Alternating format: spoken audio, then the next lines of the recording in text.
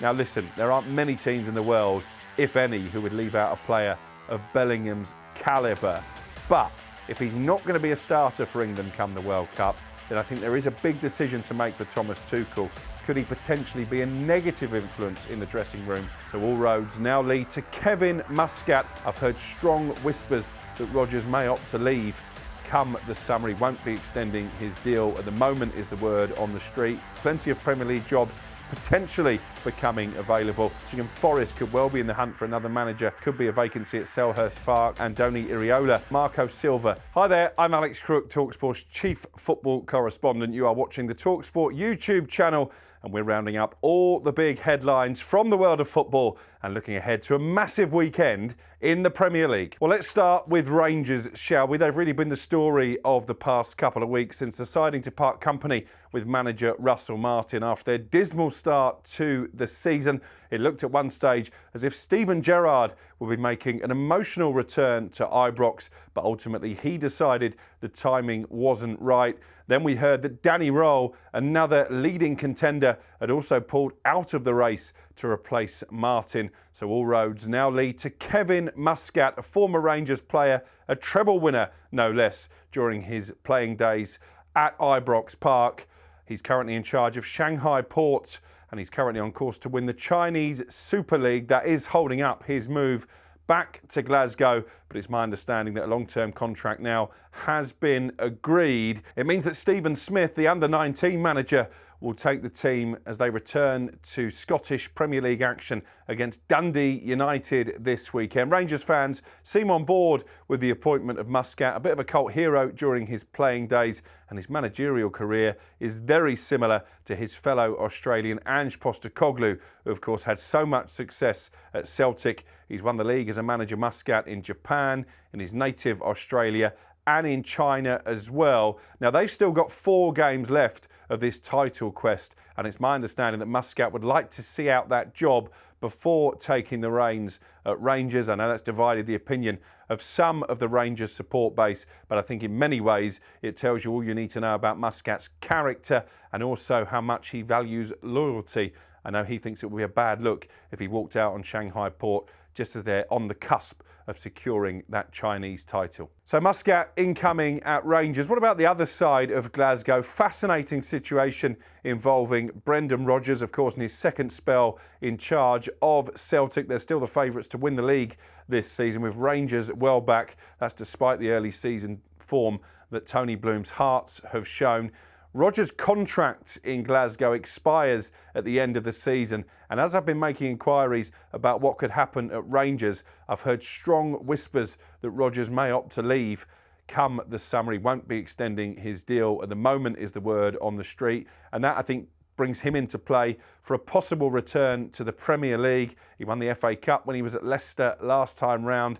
Their Midlands rivals, Nottingham Forest, could well be in the hunt for another manager come the summer. Of course, that's dependent on what happens with Ange Postecoglou following his recent appointment. But we know Oliver Glasner is also coming to the end of his contract at Crystal Palace, so there could be a vacancy at Selhurst Park. Same situation down at Bournemouth, where Andoni Iraola is in the last year of his deal. And Fulham as well, Marco Silva at this stage unlikely to sign a new deal at Craven Cottage. So plenty of Premier League jobs potentially becoming available, and I think Rodgers would appeal to a lot of those teams. Before we focus on the big Premier League games this weekend, let's just reflect on what we saw from England during this international break. A dominant 3-0 victory over Wales in a friendly at Wembley, followed up by another 5-0 victory away from home. Same scoreline as they beat Serbia last time out. They were far too good for Latvia, and I think we have seen now 3 successive really good performances from Thomas Tuchel's team after an underwhelming start potentially to his tenure. No surprise, England, the first European nation to book their place at next summer's World Cup. They've done so without conceding a single goal. What does that mean for Jude Bellingham, though? Because his omission from the squad was the big talking point heading into these 2 games, and Thomas Tuchel has made it pretty clear that he wants to reward the players for good performances by allowing them to keep the shirt. I think Elliot Anderson, for one, has made himself a mainstay, not just of the squad bound for North America next summer, but for the starting 11 as well. Tuchel's also talked about the team spirit over the past couple of windows without Jude Bellingham. Now listen, there aren't many teams in the world, if any, who would leave out a player of Bellingham's calibre. But if he's not going to be a starter for England come the World Cup, then I think there is a big decision to make for Thomas Tuchel. Could he potentially be a negative influence in the dressing room if he's not starting games, as opposed to a positive one? It's a massive conundrum, and I think when Tuchel names his squad for the next international break, which is only a few weeks away, it's going to be fascinating to see if Bellingham's name is there.